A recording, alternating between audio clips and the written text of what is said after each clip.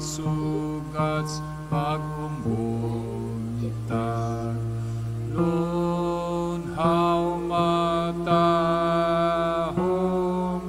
ang kalibutan. Busaning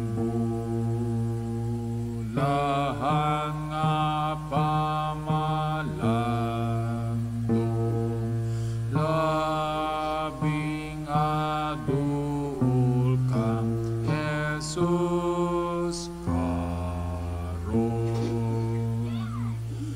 Ang pagpahulay gikan sa daghang buhat, mata ko iyahat sa pag-ampuy.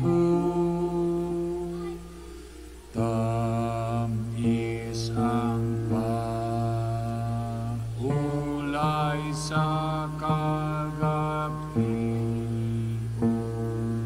labing tamis pagmatauhan siya.